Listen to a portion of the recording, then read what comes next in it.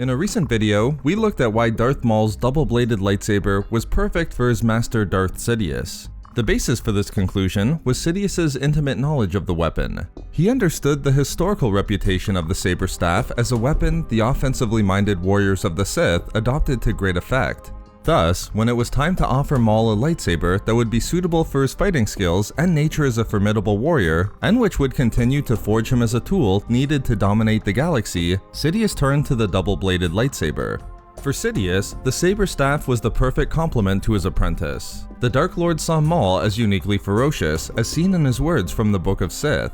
And when further referring to the two-bladed lightsaber, Sidious would conclude, it is a Sith weapon, but one suited for the barbarians among us. Therefore, for Sidious, the double-bladed lightsaber was a weapon made for violence and combat styles that were focused on offense and Sith brutality. And with Darth Maul, there existed a combat style in the form of Juyo or Form 7, and the needed hatred and fury that resulted from Sidious's harsh and relentless training, which made the saber staff a powerful weapon within Maul's hands. When one looks at the Sith users of the weapon, it's hard to argue with Sidious, as Exar Kun, Savage Opress, and Vindican were all dark side warriors with the attributes described by Sidious. Even Jedi like Pong Krell demonstrate just how destructive the double-bladed lightsaber could be for those who were still quite a distance from the Sith.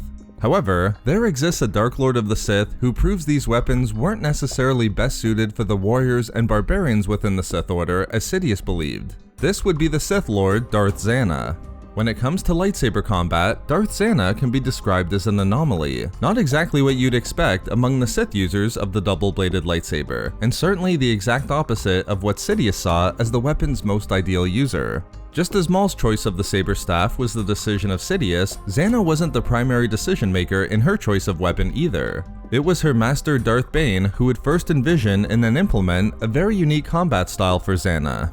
When it came to lightsaber combat styles, Bane's preference was exactly what you'd expect from a Dark Lord. He preferred what he called the strong style, where tactics demanded executions of powerful and relentless blows that were enhanced by the Force.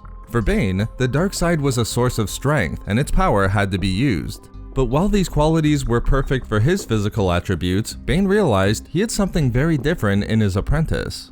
Physically, Zannah was about the opposite of Bane, and he understood she would benefit in lightsaber combat by relying on fast style, where footwork, speed, acrobatics, and precision were emphasized. Only here's where it gets really interesting. Bane could have simply provided Zannah with a traditional single-bladed lightsaber. It's what he used, and she could have integrated it into her fighting form like countless other Jedi and Sith had over the millennia. However, Bane instead had a stroke of genius.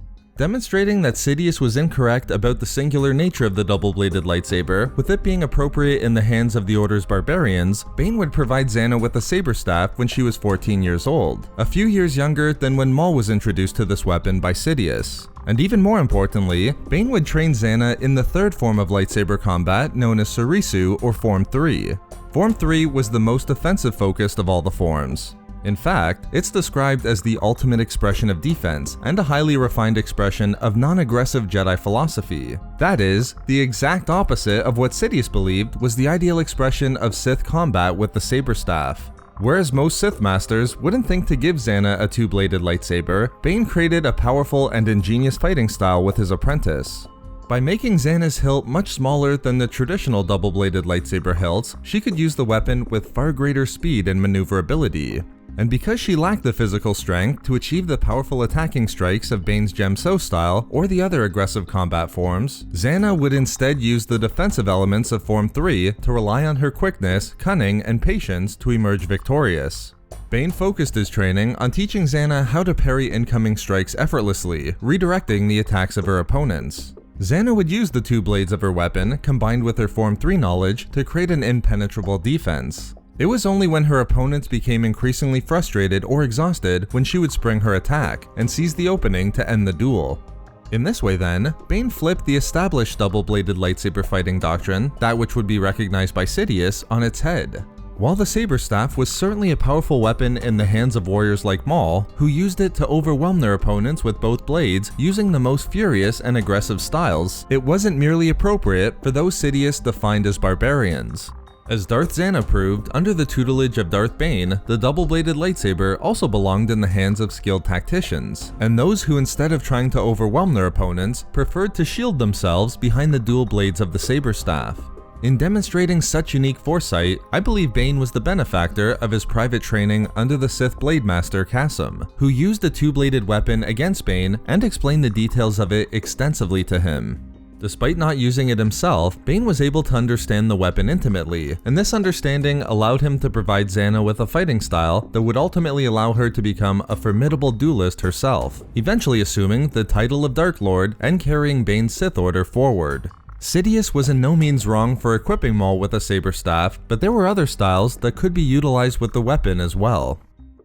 So there we have it, a reminder that I need to read the Bane trilogy again as soon as possible. Thank you very much to all of the Patreon members of Star Wars Reading Club, as your support is so greatly appreciated.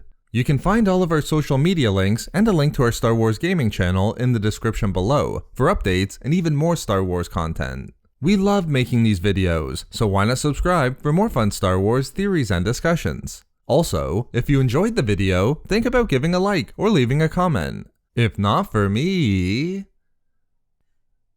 for strokes of genius.